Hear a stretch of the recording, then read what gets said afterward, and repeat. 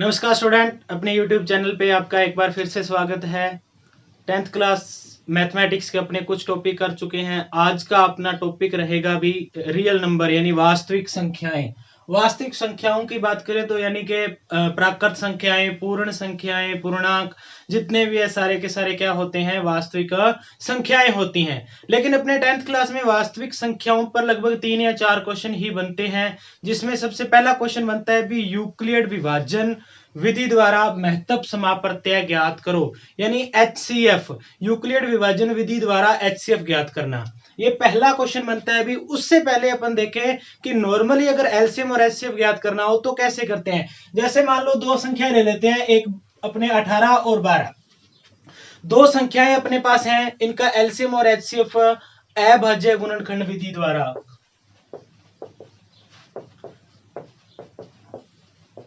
अभाज्य गुणनखंड विधि द्वारा इनका अगर एलसीएम और एचसीएफ यानी लघुत्तम समापवर्तक और महत्तम समापवर्तक कैसे निकालेंगे। तो सबसे पहले इसके अभाज्य गुणनखंड कर लेंगे। भी 2 से भाग करें तो 9, फिर 3 से करें तो 3 और फिर 3 से करते हैं तो 1। फिर इसी तरह 12 के कर लेंगे। भी 2 से भाग करें तो 6, फिर 2 से भाग करें तो 3 और फिर 3 से भाग करें तो 1।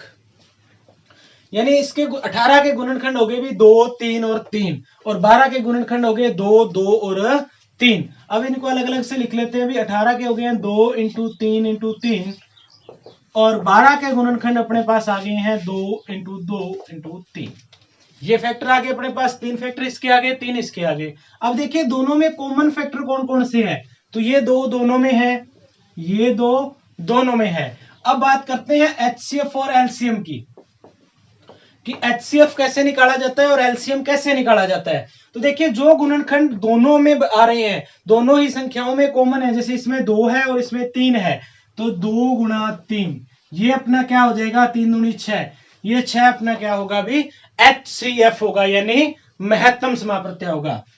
उसके बाद जो फैक्टर दोनों में है वो दोनों के दोनों एक बार लिख लेंगे। भी ये दोनों है, एक बार 2 लिख दिया, ये दोनों में है तो 3 एक बार लिख दिया। उसके बाद जो बच गए वो लिख लेंगे। भी 3 गुणा 2, एक तो 3 बच गया, एक 2 बच गया, ये दोनों लिख लिए। अब सभी को गुणा कर लेंगे, तो 3 इंटू 2 6, 6 तिया 18, और 18 को 2 से करते हैं तो 2 को 3 से करें तो 6, 6 को 3 से करते हैं तो 18, और 18 को 2 से गुणा करें तो कितना आ जाएगा अपने पास 36 आ जाएगा। भी यानी एलसीएम कितना आ गया 36 और एचसीएफ कितना आ गया 6 आ गया। भी अब देखिए एलसीएम और एचसीएफ होता क्या है।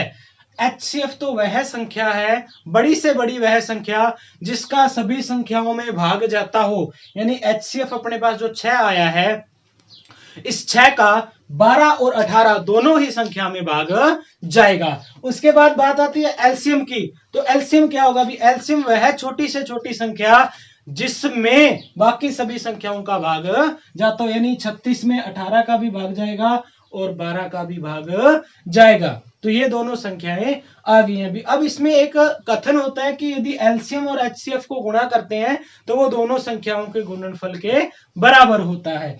तो ये तो नॉर्मल था। भी अभाज्य गुणनखंड विधि द्वारा एलसीएम और एचसीएफ ज्ञात करना। अब बात करते हैं कि जो मोस्ट क्वेश्चन पूछा जाता है, यानी जो वार्षिक परीक्षा में पूछे जाने लायक क्वेश्चन है कौन सा। तो देखिए क्वेश्चन देखिए भी कि यूक्लिड विभाजन विधि द्वारा महत्तम समापवर्तक यानी कि एचसीएफ ज्ञात करो। और एचसीएफ ज्ञात किसका करना है, अपने संख्या ले लेते हैं कि 420 व 420 और 130, ये दो संख्याएं ले लेते हैं और इसका एलसीएम ज्ञात करेंगे। किस तरह से, यूक्लिड विभाजन विधि द्वारा। अब बात है कि यूक्लिड विभाजन प्रमेय यानी यूक्लिड विभाजन विधि होती क्या है। ये होती है भी भाज्य बराबर भाजक इनटू भागफल और प्लस शेषफल। यूक्लिड विभाजन विधि या यूक्लिड विभाजन प्रमेय अपने को पता है भी क्या होती है, भाज्य बराबर भाजक इनटू भागफल प्लस शेषफल। भाज्य क्या है, वह संख्या जिसमें भाग कर रहे हैं। जैसे नॉर्मली अपन भाग कर लेते हैं भी, जैसे मान लो 21 ही ले लो। भी 21 में 2 से भाग करें, या छोटी संख्या ले लेते हैं जैसे 5 है तो 2 से भाग करें तो 4 बच गया 1। तो भाग किस संख्या में दे रहे हैं 5 से, तो ये तो होगी भाज्य। भाग किसका दे रहे हैं 2 का, तो ये होगा भाजक। और भागफल और शेषफल अपने को पता है अभी कितने पे भाग दिया 2 पे, वो भागफल है, और जो शेष बच गया अंत में वो क्या है शेषफल है। तो ये अपने को पता है अभी। तो विभाजन प्रमेय देख लीजिए, भाज्य बराबर भाजक इंटू भागफल प्लस शेषफल। अब इस विधि के द्वारा अपने इस क्वेश्चन को हल करेंगे। भी करना कैसे होता है ये विधि आप देख लीजिए। तो सबसे पहले भाज्य में बड़ी संख्या ले लेंगे 120 बराबर लिखेंगे भी 130 गुणा, इसी तरह से लेना है भाज्य भाजक भागफल, यानी 420 में अगर 130 का भाग करते हैं तो भागफल और शेषफल कितना आएगा। तो नॉर्मली अपने देखो अलग से करके देख लेते हैं अभी। 420 और उसमें भाग करेंगे 130 का, तो 420 भाग करते हैं 130 का। अब 420 में 130 का भाग करेंगे तो कितने पे जाएगा, तो 3 पे जाएगा भी, 13 तिया 39, तो 390 आ गया। घटाते हैं तो ये कितना बच गया 30, यानी कि 130 इंटू 3 प्लस 30, भाज्य बराबर भाजक इंटू भागफल प्लस शेषफल। यही बात है अभी कि 130 का भाग कर रहे हैं, कितने पे गया 3 पे, और शेषफल कितना आ गया 30। उसके बाद यही प्रोसीजर दोबारा दोहराएंगे भी। अब भाज्य क्या हो जाएगा, जो पहले भाजक था यानी 130, और भाग किसका करेंगे जो शेषफल यानी 30 का। तो 120 में 30 का भाग करते हैं तो भागफल कितना आएगा और शेषफल कितना, तो 130 में भाग कर लेते हैं अभी अपन 30 का, तो 4 तिया 12, 120 बच कितने गए भी अपने पास 10। अब देखिए तो 30 भागफल कितने पे गया 4 पे, और प्लस शेष कितना आया अपने पास 10 आ गया। अभी दोबारा फिर वही प्रक्रिया। अब भाज्य क्या हो जाएगा 30, भाग किसका करेंगे 10 का, और कितने पे जाएगा, यानी मान लो 30 में अगर भाग करते हैं 10 का, तो 10 तिया 30, पूरा पूरा भाग जा रहा है अभी 3 पे, तो 10 को 3 से गुणा 30 प्लस शेषफल फिर कितना आया 0।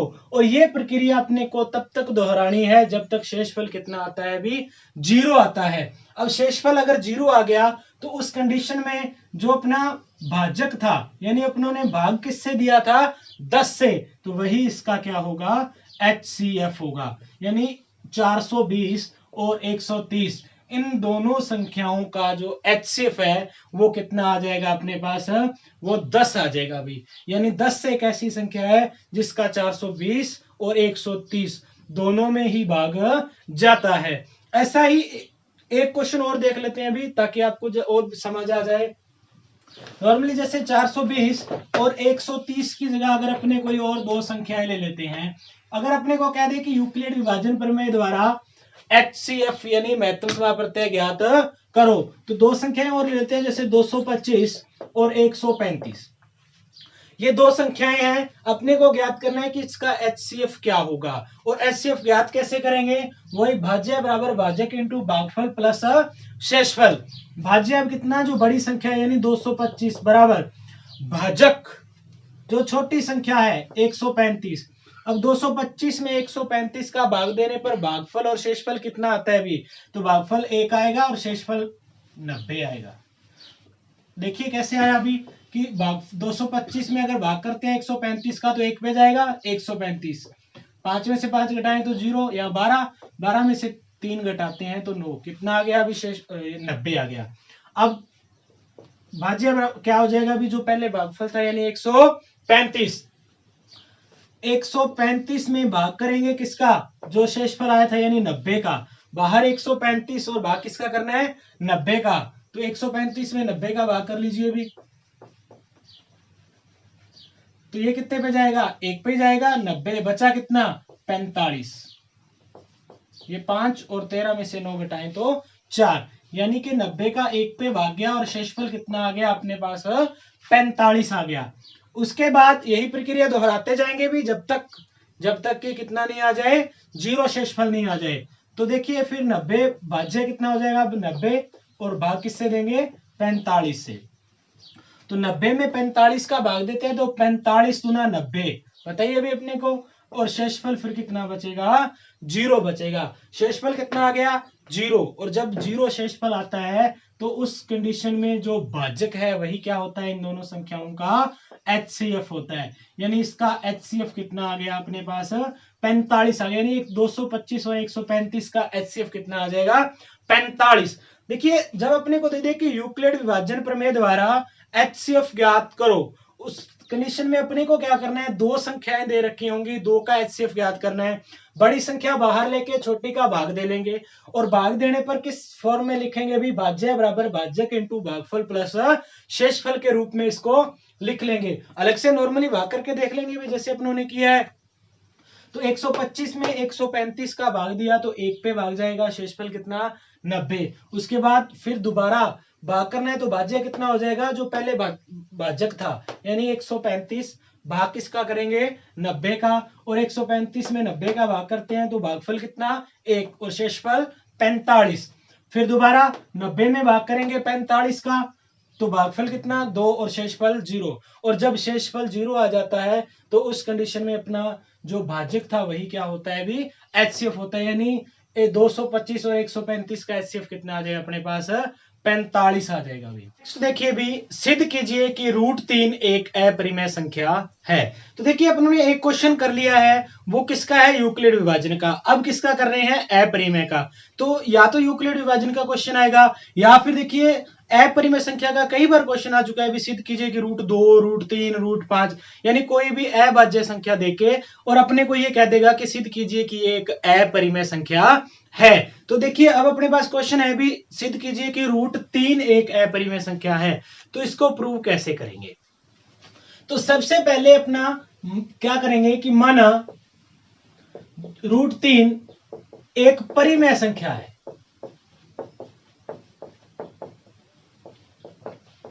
तो सबसे पहले अपन मान के चलेंगे कि √3 क्या है? एक परिमेय संख्या है। दूसरी बात, अगर ये परिमेय संख्या है तो ये 4 शर्तों को फॉलो करेगी। कौन कौन सी 4 शर्तें? सबसे पहली, कोई भी परिमेय संख्या है उसको अपन एक भिन्न के रूप में लिख सकते हैं, यानी P/Q के रूप में लिख सकते हैं, या फिर A/B के रूप में लिखा जा सकता है। दूसरी बात कि A और B बिलोंग्स टू Z, यानी कि A और B दोनों ही क्या है? पूर्णांक में से कोई संख्या है, यानी A और B दोनों ही क्या है? पूर्णांक है। तीसरी बात, B नॉट इक्वल 0, कि यहां पे जो B है वो 0 नहीं है, यानी अगर 0 आ गया तो फिर तो ये अनंत ही हो गया अभी। तो 1, 2 और 3। चौथी शर्त क्या होगी कि A व B दोनों में कोई उभयनिष्ठ गुणनखंड नहीं है। उभयनिष्ठ गुणनखंड नहीं है, यानी कि ऐसा कोई भी फैक्टर नहीं है जो दोनों में हो, इन दोनों में कॉमन फैक्टर कोई भी नहीं है भी, यानी ऐसी कोई संख्या नहीं है जिसका भाग A और B दोनों में जाता हो। तो ये अपन मान के चले हैं भी, अगर परिमेय संख्या है तो ये चारों की चारों शर्तों को फॉलो करेगा। अब देखिए भी अपने प्रूव करेंगे कि क्या ये वास्तव में फॉलो कर रहा है। तो अगर अपने ये माने कि √3 एक परिमेय संख्या है, चारों शर्तों को पूरा करेगा, तो अपने सबसे पहले ये 3 शर्तें लेके चलेंगे भी, कि √3 को A/B के रूप में लिख सकते हैं। AB पूर्णांक है और B नॉट इक्वल 0। तो अगर ये 3 शर्तें लेके चलेंगे और देखेंगे कि चौथी शर्त को मान रहा है या नहीं मान रहा है, यानी उसको संतुष्ट हो रहा है या नहीं, तो यहां पे आ जाते हैं भी। सबसे पहले अपने रूट खत्म करेंगे। कैसे करते हैं? दोनों तरफ वर्ग करने पर।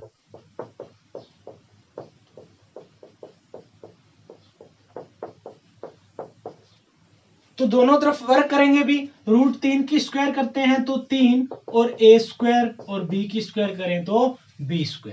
यहां तक हो गया अभी। उसके बाद वज्र गुणा कर लेंगे तो 3B² बराबर A², और B² का मान अपने पास आ गया A² बटा 3। अब देखिए भी कि A² में 3 का भाग करते हैं तो क्या आता है? B², और B क्या था? पूर्णांक, और पूर्णांक संख्या की स्क्वायर भी क्या होगी? पूर्णांक, यानी A² में 3 का भाग करने पर जो संख्या आ रही है वो क्या है? पूर्णांक है। और पूर्णांक है तो अपन कह सकते हैं कि A² में 3 का पूरा पूरा भाग जाता है, पूरा पूरा भाग जाता है, तभी तो पूर्णांक है अभी। यानी अपन क्या कह सकते हैं कि जो A² है वो 3 से विभाज्य है। A² में किसका भाग जा रहा है? 3 का, और किसी भी संख्या के अगर स्क्वायर में किसी संख्या का भाग जाता है तो उस संख्या में भी भाग जाएगा। यानी अगर ए स्क्वायर में 3 से भाग हो रहा है तो ए भी 3 से विभाज्य होगा, ए भी 3 से विभाज्य है, यानी ए में भी 3 का पूरा पूरा भाग जाता है। यहां तक कोई बात भी ए की। अब देखिए कि अगर ए स्क्वायर में 3 का भाग करने पर तो क्या आ रहा है, बी स्क्वायर आ रहा है। तो देखिए अगर ए में 3 से भाग करते हैं तो भी तो कोई ना कोई मान आता होगा, पूरा पूरा मान, यानी कि कोई पूर्णांक आता होगा। तो कौन सा आता है, मान के चलते हैं कि अगर ए में 3 का भाग करते हैं तो फिर पूर्णांक क्या आ रहा है, सी आ रहा है अभी, यानी ए में 3 से भाग करने पर कितना आ रहा है, सी, और सी क्या है, बिलोंग्स टू जेड, यानी सी भी यहाँ पे क्या है, पूर्णांक है। यानी देखिए अगर ए 3 से पूरा पूरा विभाजित है तो जो मान आएगा फिर वो पूर्णांक ही आएगा अभी भाग करने पर। तो यहां से फिर ए का मान क्या हो जाएगा, 3c, ए का मान कितना आ गया, 3c आ गया अभी। अब वही क्वेश्चन जहां से स्टार्ट किया था उसी जगह पे वापस आ जाएंगे अभी। ए स्क्वायर बराबर बी स्क्वायर बराबर ए स्क्वायर बटा 3, उसमें मान रख देंगे ए का, तो रखते हैं अभी। चलिए दोबारा यही आए तो बी स्क्वायर बराबर ए स्क्वायर बटा 3, तो ए स्क्वायर की जगह कितना आ जाएगा, 3c की स्क्वायर और बटे 3, ये वाला 3 भी, ये समीकरण 1 से सेम रख दिया। यहां पे समीकरण नंबर 2 और एक मान 3c जो आ रहा था वो इसमें पुट कर देंगे अभी। तो बी स्क्वायर बराबर कितना आ गया, 3 की स्क्वायर 9, सी स्क्वायर और नीचे कितना है, 3 है। तो ये 3 से काटें तो 3 आ गया, यानी बी स्क्वायर बराबर 3c स्क्वायर और सी स्क्वायर, ये 3 इधर ले आएंगे भी, तो बी स्क्वायर बटा 3। अब देखिए सेम कंडीशन दोबारा बन गई अभी कि बी स्क्वायर में 3 का भाग करते हैं तो क्या आता है, सी स्क्वायर, यानी एक पूरा पूरा पूर्णांक आ रहा है। क्योंकि देखिए जी सी अपने क्या मान के चले थे, पूर्णांक, और सी की स्क्वायर यानी किसी पूर्णांक संख्या की स्क्वायर भी क्या होगी, पूर्णांक होगी। तो पूरा पूरा भाग जा रहा है भी बी स्क्वायर में 3 का, यानी अपन कह सकते हैं कि जो बी स्क्वायर है वो 3 से विभाज्य है। और अगर बी स्क्वायर 3 से विभाज्य है तो जो बी है वो भी क्या होगा, 3 से विभाज्य होगा, 3 से विभाज्य है। यानी अगर 3 बी स्क्वायर में 3 का भाग जाता है तो बी में भी 3 का भाग जाएगा भी। अब देखिए कि यहां क्या लिखा था अपनों ने कि ए जो है वो 3 से विभाज्य है, यहां पर लिख रहे हैं कि बी जो है वो 3 से विभाज्य है। यानी 3 एक ऐसी संख्या है जो जिसमें कि देखो ए में भी 3 का भाग जा रहा है और बी में भी 3 का भाग जा रहा है। तो अपन ऊपर देखिए चौथी शर्त क्या लिख के चले थे कि ए व बी दोनों में कोई उभयनिष्ठ गुणनखंड नहीं है, यानी ऐसी कोई भी संख्या नहीं है जिसका ए और बी दोनों में भाग जाता हो। लेकिन यहां पे अपन क्या लिख रहे हैं कि ए में भी 3 का भाग जाता है और बी में भी 3 का भाग जाता है। 3 एक ऐसी संख्या आ गई जिसका भाग ए और बी दोनों में जाता है, और अपन ऊपर लिख के चले थे कि ऐसा कोई भी उभयनिष्ठ गुणनखंड नहीं है। तो देखिए इससे उल्टा मान आ गया अभी अपने पास, यानी देखिए कि ए व बी जो दोनों ही 3 से विभाज्य है, 3 से विभाज्य है, जो कि उपरोक्त कथन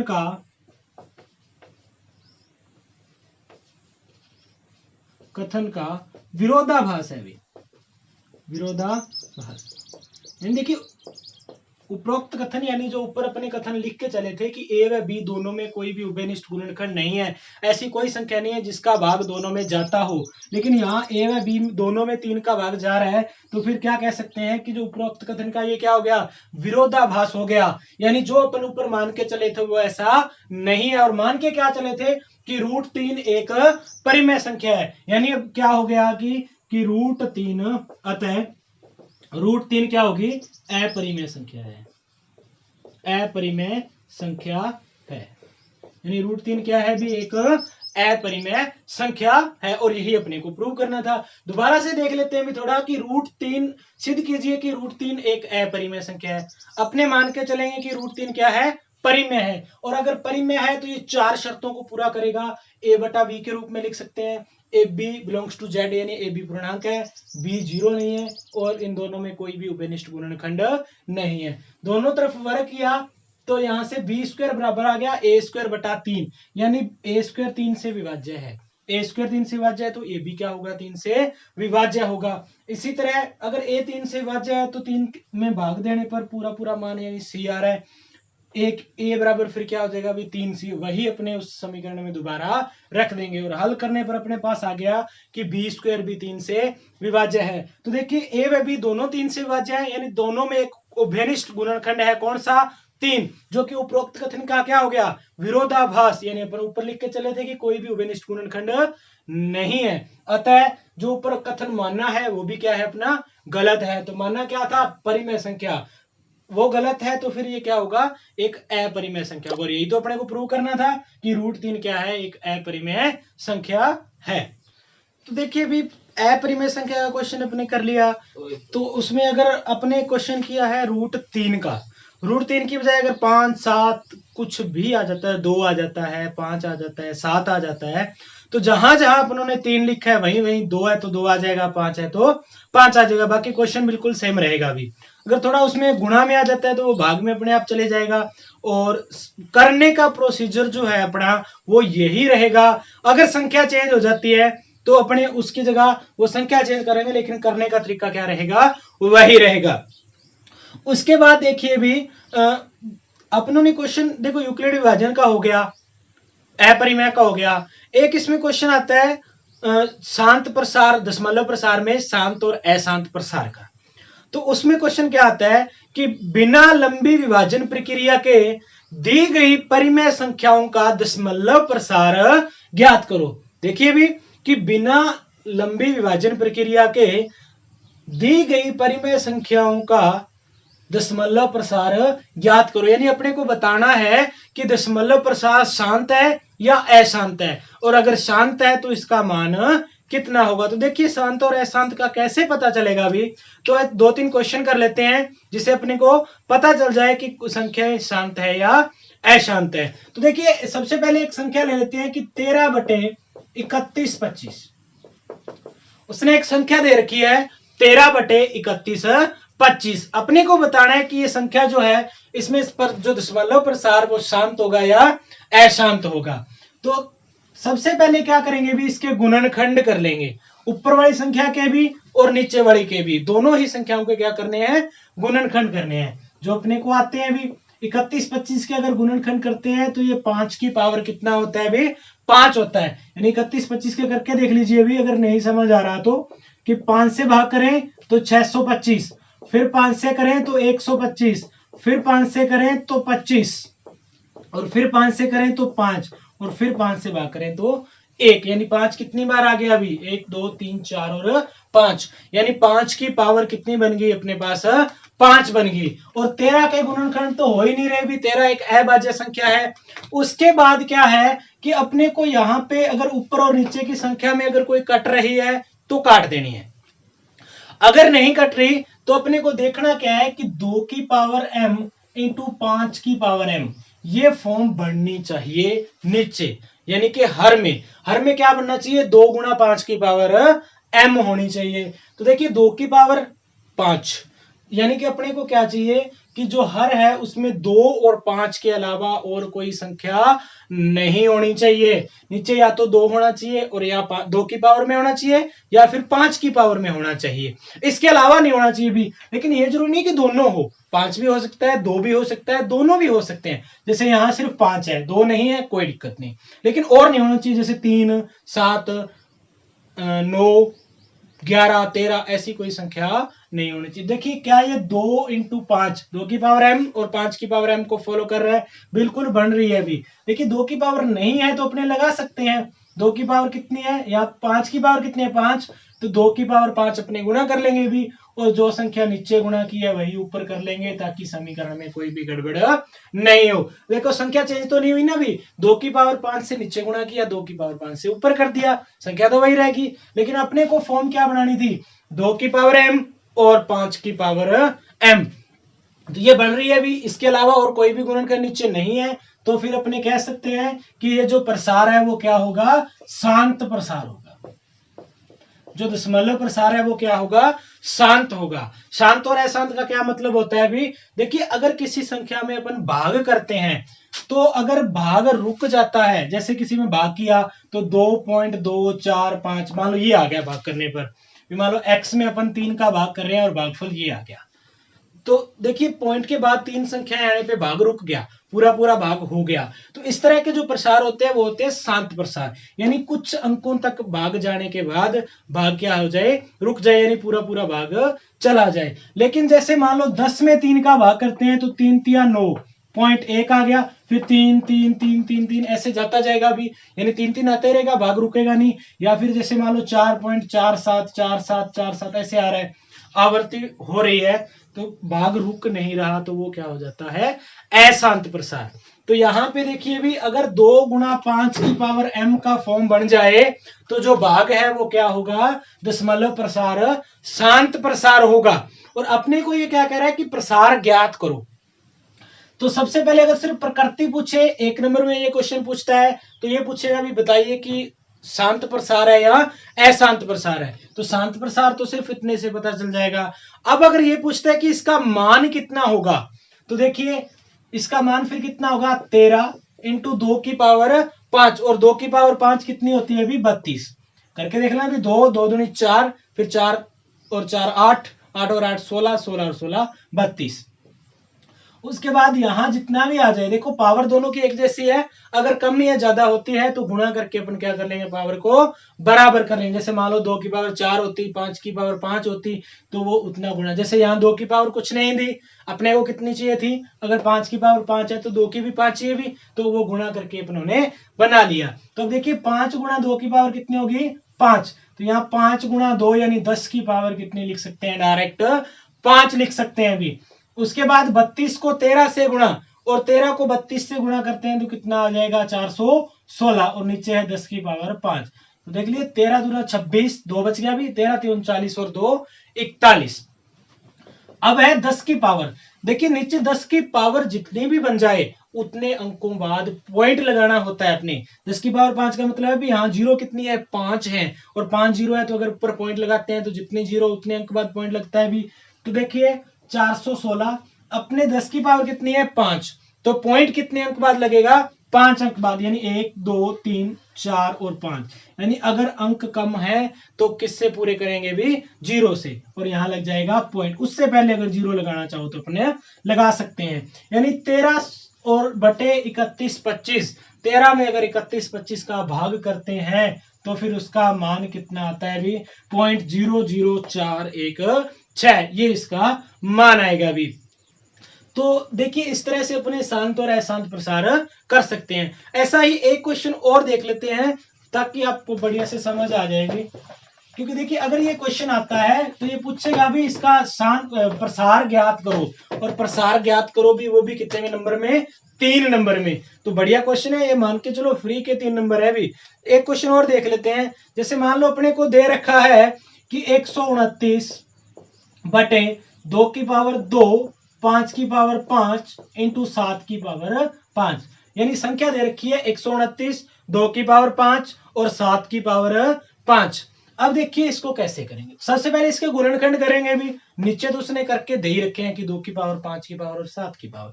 ऊपर वाला देखिए कि 129 के गुणनखंड करेंगे, फिर चेक करेंगे नीचे फॉर्म बन रही है या नहीं। सीधा चेक नहीं करना भी 7 आ गया तो प्रसार नहीं है, सबसे पहले ऊपर वालों के गुणनखंड करेंगे। और इसके गुणनखंड करते हैं तो 3 इंटू 43 आते हैं, यानी 3 से भाग करें तो कितना आ रहा है, 43 आ रहा है। और 43 के आगे गुणनखंड होते नहीं है। और नीचे तो है 2 की पावर 5, 2 की पावर 2, 5 की पावर 5 और 7 की पावर 5।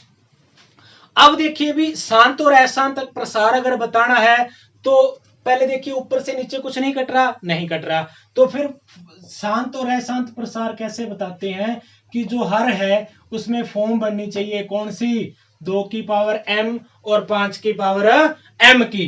तो देखिए 2 की पावर m, 5 की पावर m, नीचे है 2 की पावर भी है 5 की, लेकिन साथ में क्या आ गया, 7, और ऊपर से वो कट नहीं रहा, नीचे अंश में कितना है, 7। और यदि हर में 2 और 5 के बिना और कोई भी गुणनखंड आ जाता है तब वो प्रसार क्या हो जाता है भी, अशांत प्रसार होता है। कौन सी फॉर्म नहीं बन रही? 2 इंटू 5 2 की पावर m और 5 की पावर m फॉर्म नहीं बन रही, और नहीं बन रही तो ये प्रसार क्या होगा? अशांत प्रसार होगा। तो देखिए पिछले वाले में फॉर्म बन गई तो शांत प्रसार हो गया, अभी इसमें नहीं बनी तो ये कौन सा हो जाएगा? अशांत प्रसार हो जाएगा। एक ऐसा क्वेश्चन और ले लेते हैं जिसमें अपने शांत प्रसार हो और प्रसार निकालते कैसे हैं वो भी अपन को पता चल जाए, जैसे पिछले क्वेश्चन में निकाला था। देखो नॉर्मली अगर मान लो अपने 7/80 ले लेते हैं, कोई संख्या ले ली 7/80, यानी 7 में 80 का भाग करने पर भागफल कितना आएगा, प्रसार इसका कितना आएगा? तो कैसे करेंगे? भी 7 के तो गुणनखंड होते नहीं है, 7 का तो क्या रह जाएगा? 7, और 80 के गुणनखंड कर लेंगे। 2 से करें तो 40, फिर 2 से भाग करते हैं तो 20, फिर 2 से भाग करते हैं तो 10, और फिर 2 से भाग करें तो 5, और इसमें 5 से भाग करें तो 1, यानी 80 में 2 से भाग 40, 40 में 2 से भाग 20, 20 में 2 से भाग 10, 10 में 2 से भाग 5, और 5 में 1।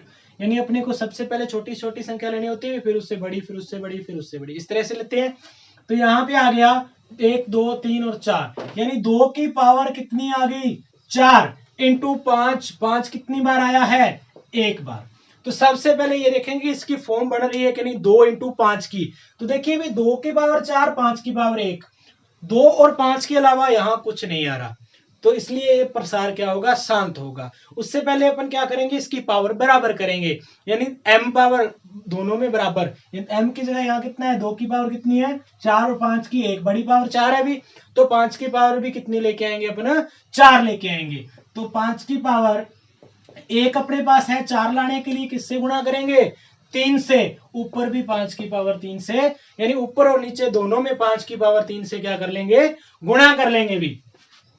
तो अब देखिए ऊपर तो आ गया 7 इंटू 5 की पावर 3 कितनी होती है? 125, 5 इंटू 5 इंटू 5, 5 5 125, 5 5 25, और 25 को 5 से करें तो 125। नीचे 2 की पावर 4 इंटू 5 की पावर 3 और 1, 5 की पावर भी कितनी हो जाएगी? 4 हो जाएगी भी। उसके बाद देखिए 7 इंटू 125, यानी 7 को अगर 125 से गुणा करते हैं तो कितना आता है? 875। करके देख लीजिए भी, 7 5 35, 3 बच गया, 7 दूनी 14 और 3 17, आंसर 1 बच गई, 7 एकम 7 और 1 8 बटे 2 इंटू 5, यानी 10 की पावर कितनी होगी अपने पास? 4 होगी अभी। और देखिए पीछे क्वेश्चन में भी किया था अभी कि 10 की जितनी पावर हो उतने अंक बाद क्या हो जाएगा? पॉइंट लग जाएगा अभी, यानी 10 की पावर कितनी है? 4, पॉइंट कितने अंक बाद लगाना है अपने को? 4 अंक बाद। तो 1 2 3 और 4, अंक किससे पूरे करते हैं? 0 से, और पॉइंट 0, यानी 7 में अगर 80 का भाग करते हैं तो अपने पास कितना आ जाएगा? 0.0875 इसका मान आ जाएगा। और ये प्रसार कौन सा है? शांत प्रसार। वो अपने यहीं से पता चल गया अभी कि प्रसार कौन सा होगा? शांत प्रसार। क्यों? क्योंकि यहाँ फॉर्म कौन सी बन रही है? 2 की पावर m की और 5 की पावर m की। तो अब देखिए इस क्वेश्चन में 5 की और 2 की पावर अलग अलग आ रही थी, तो क्या करेंगे? जो पावर कम है उसको गुणा करके और पावर दोनों में बराबर कर लेंगे। जैसे यहाँ 5 की पावर 1 थी और 2 की पावर 4, 3 कम है तो 3 से ऊपर नीचे गुणा कर लिया, तो 5 की पावर भी कितनी होगी? भी 4 होगी। और इसको हल करने पर अपने पास मान आ गया 0.0875। अब देखिए इसमें 3 बड़े क्वेश्चन अपन कर चुके हैं जो लगभग 3 नंबर में आने लायक है। यूक्लिड विभाजन प्रमेय द्वारा HCF ज्ञात करना, या फिर ये शांत और अशांत प्रसार का क्वेश्चन बन गया, या फिर बनता है भी अपरिमेय संख्या का। उसके बाद एक क्वेश्चन बनता है कि नॉर्मली अगर अपने को HCF और LCM के बारे में बात पूछ ले। नेक्स्ट क्वेश्चन देखिए भी कि दो संख्याएं 336 व 54 में सत्यापित कीजिए कि एलसीएम और एचसीएफ का गुणनफल दोनों संख्याओं के गुणनफल के बराबर है। यानी अपने को प्रूव करना है कि दो संख्याओं का एलसीएम और एचसीएफ इन दोनों का गुणा और दोनों संख्याओं का गुणा क्या होता है? बराबर होता है। ये तो होता ही है वास्तव में, लेकिन अपने को क्या करना है? अभी प्रूव करना है। जैसे देखिए दो संख्याएं दे रखी है 336 और 54। तो सबसे पहले क्या करेंगे? इसके गुणनखंड, तो 2 से भाग करें तो कितना आएगा? अभी 168। फिर 2 से भाग करते हैं तो 8 दूनी 16 और 2 दूनी 4। फिर 2 से भाग करें तो 42। फिर 2 से भाग करें तो 21। 21 में 2 से भाग नहीं जा रहा तो 3 से कर लेंगे भी, 7 या 21, और 7 से करते हैं तो 1, यानी इसके गुणनखंड कितने आ गए? 336 के गुणनखंड आ जाते हैं अभी 2 into 2 into 2 into 2 into 3 into 7। उसके बाद बात है 54 की। 54 में 2 से भाग करें तो 27, फिर 3 से भाग करें तो 9 तिया 27, 3 से करते हैं तो 3 तिया 9, और फिर 3 से करते हैं तो 1, और गुणनखंड ऐसे करते हैं अभी, अंत में कितना आ जाना चाहिए 1। तो इस 54 के गुणनखंड करते हैं तो 2 इंटू 3 इंटू 3 इंटू 3 इंटू, बस 1 2 3 बार 3 आ गया अभी, और 1 2 आ गया। यहां तक इसके गुणनखंड हो गए। अब इसका निकालते हैं अपन एलसीएम और एचसीएफ।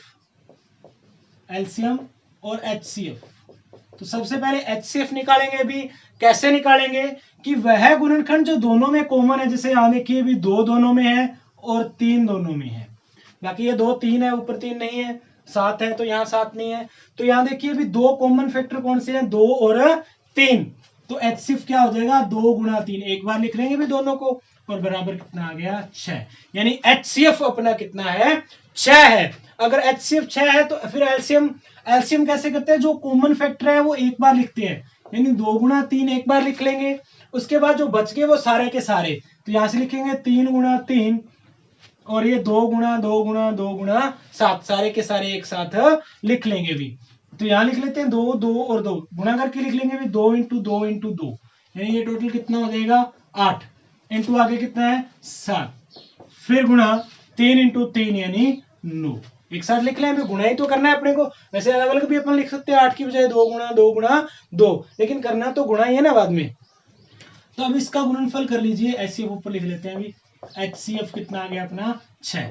अब देखिए 3 इंटू 2 6, 6 को 8 से 8 छिका 48, फिर 7 इंटू 9, 7 9 में 63, एक साथ गुणा भी कर सकते हैं लेकिन बड़ा हो जाएगा, भी अलग अलग लिख लेते हैं 48 और 63। उसके बाद 48 को और 63 को गुणा करें तो कितना आ जाएगा, ये हो जाएगा अभी 3024 आ जाएगा अभी। तो 48 इंटू 63 कितना आ गया 3024, यानी एलसीएम अपना कितना है 3024, और एचसीएफ कितना है अपने पास 6। तो एलसीएम और एचसीएफ दोनों आ गया अभी। अब अपने जो प्रूव कर रहे हैं, देखिए सत्यापित क्या करना है अपने को कि एलसीएम गुणा एचसीएफ, पहले तो इसका मान निकालेंगे। एलसीएम है 3024 इंटू एचसीएफ कितना है 6, और अगर इन दोनों को गुणा करते हैं तो कितना आ जाएगा, इसको 6 से गुणा कर लेते हैं अभी, 6 चौका 24, आंसर बच गए अपने पास 2, 6 दूनी 12 और 2 14, आगे 0 है तो फिर 1, और 6 तिया 18, यानी एलसीएम और एचसीएफ का गुणा कितना आ गया 18 144। उसके बाद दोनों संख्याओं का गुणनफल, संख्याएं अपने पास क्या है 336 इंटू 54, और अगर 336 को 54 से गुणा करते हैं तो ये भी कितना आ जाएगा 18 144। नॉर्मली गुणा करना अपने को आता है भी, कोई दिक्कत नहीं है। अब दोबारा से देख लेते हैं भी एक बार कि दो संख्या दे रखी है 336 और 54, सत्यापित करना है कि इनके एलसीएम इंटू एचसीएफ का गुणनफल दोनों संख्याओं, अगर एक बार अपन ए और बी मान के चलें तो दोनों संख्याओं के गुणनफल के बराबर है। ये नॉर्मल भी होता है भी कि दोनों संख्याओं का गुणनफल उनके एलसीएम और एचसीएफ के बराबर होगा, और अपने को सत्यापित करना है, या ए और बी की जगह दे रखा है 336 और 54। अब सत्यापित करेंगे, कैसे करेंगे भी, सबसे पहले इसके गुणनखंड कर लेंगे। ये अपने पास गुणनखंड आ गए, जो दोनों में कॉमन है फैक्टर जैसे 2 और 3, वो इसका क्या हो जाएगा एचसीएफ, यानी 2 गुणा 3 बराबर 6। तो एचसीएफ कितना हो गया अपने पास 6 हो गया अभी। और जो बाकी के फैक्टर बच गए, तो जो कॉमन है वो एक बार लिखेंगे एलसीएम में, और बाकी के बच गए वो सारे लिख देंगे, और हल करें तो कितना आ गया 3024 अपना क्या आ जाएगा एलसीएम आ जाएगा। उसके बाद क्या है एलसीएम और एचसीएफ का गुणा 18 144, दोनों संख्याओं का गुणा 18 144, अतः क्या हो गया कि एलसीएम एचसीएफ का गुणा, एलसीएम और एचसीएफ दोनों का गुणनफल किसके बराबर है, दोनों संख्याओं के गुणनफल के बराबर है। और यही अपने को क्या करना था सत्यापित करना था। अब देखिए भी अपन कर रहे थे वास्तविक संख्याएं, रियल नंबर। रियल नंबर में जितने भी क्वेश्चन बनते हैं वो लगभग अपन कर चुके हैं, यानी जो पीछे 3 क्वेश्चन किए हैं परिमेय संख्या का, विभाजन प्रमेय का, और उस विभाजन प्रमेय से एचसीएफ, और एक आ गया शांत और अशांत प्रसार में। पहले तो बताना, अगर सिर्फ 1 नंबर में आता है तो सिर्फ ये पूछे बताइए कि शांत प्रसार है या अशांत प्रसार है। उसके बाद अगर पूरा पूछता है 3 नंबर में तो पूछेगा भी कि इसका मान ज्ञात करो, ये भी अपन क्वेश्चन कर सकते हैं। और लास्ट ये क्वेश्चन हो गया भी इस तरह के क्वेश्चन। अब नॉर्मली अगर एलसीएम एचसीएफ पूछता है तो वो अपने तरीका यहाँ कर चुके हैं भी, एलसीएम कैसे निकाला जाता है, एचसीएफ कैसे निकाला जाता है। तो ये अपने इसी तरह के अगर अपने को इतने क्वेश्चन आते हैं तो अपना 3 नंबर का पूरा फैक्टर चैप्टर कंप्लीट है भी। तो देखिए यहां से अपने 3 नंबर ऐसे मान के चलो भी पक्के ही हैं, क्योंकि इन्हीं में से कोई एक क्वेश्चन वार्षिक परीक्षा में आना है।